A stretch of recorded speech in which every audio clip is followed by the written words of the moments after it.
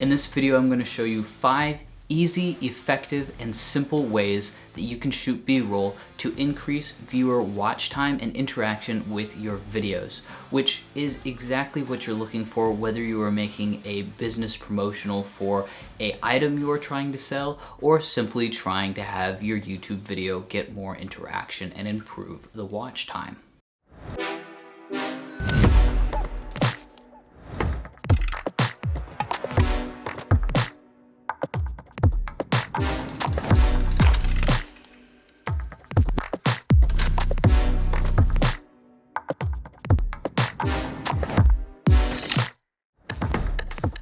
Hi, my name is Daniel, and the chances that you are just like me and you don't have a lot of time to shoot B-roll. Now, you can get wrapped up in B-roll and do a bunch of extra work for 3 seconds worth of clip, but there's some very effective tricks that I've learned to speed up this process that still improve the quality of your videos without taking up hours of extra time to make them look super fancy and professional and have all this extra flourish on them. So I'm going to share with you these 5 tips, not really tips, but 5 ways to shoot B-roll that will be effective, engaging for your audience, and keep them watching your videos. Now, most of these can be done with virtually any camera that you have or even a cell phone. Now, if for some reason you're wondering what B-roll is, it's simply the stuff that's popped up right here over my face that goes over what would be the primary rolling script below. B-roll is designed to engage the viewers and further interact and describe what is going on in the story. Pretty much a boring video can be made entertaining by simply adding the correct B-roll to it. Now, the first way that you can shoot this takes almost no time whatsoever. And this technique works best for things that can be held in your hand, such as coffee, a lens, or any type of shot that is small enough for your hands to manipulate.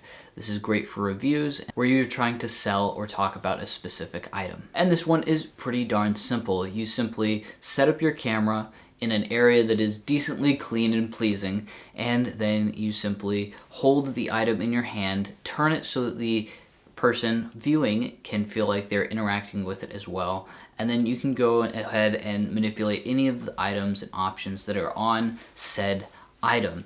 And the more you turn it around and the better light you have on it are wonderful, great options, but for the most part this takes about 2 minutes to set up and exactly 15 seconds to edit.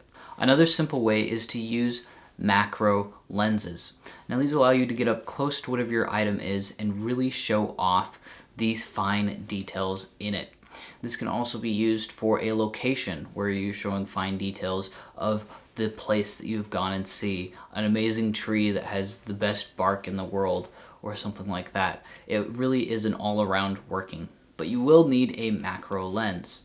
And to do this properly, you're going to have some type of way to stabilize it and manipulate your object so there's a little bit of motion. Because having just a plain sitting object, you might as well just take a photo and put that up there. So having a small amount of motion goes a very long way. Now, if you're actually manipulating the item in this macro look, then you are probably good to go, and that can be your motion for this clip. And then a sidestep from macro photography is using a Lazy Susan for yours. I personally don't own one of these because I don't have access to Amazon right now, but I have constructed a small one out of 2 plates to simply spin this object in the exact same way that the Lazy Susan would. Now, this is a super simple shot because it gives motion to your thing and gives it this kind of professional air to whatever you are showing off. Now, this really only works with items that you can put onto the Lazy Susan, so that depends on how big your Lazy Susan is and how creative you want to get with this. Sliders and other things can help with shots like this to make them much more interesting. Shooting in a time lapse is a wonderful way to capture the vibe of what is going on, and the motion involved in most time lapses is enough to captivate the audience, no matter what you're saying below it.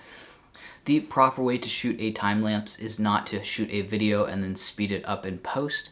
However, there are time lapse settings inside your camera that will take an image every 3 or whatever given seconds that you have specified. This is the proper way to shoot a time lapse and makes it far more interesting and professional looking for your time lapse if they're actually shot in a time lapse mode versus a video. Shooting whatever you are doing in slow motion gives it this air of, you know, mystical cinematic look, and it really gives everything the buttery look that, you know, Peter McKinnon is very known for using, or at least he was at one time. That's pretty much all he would do, is throw it in 120 frames.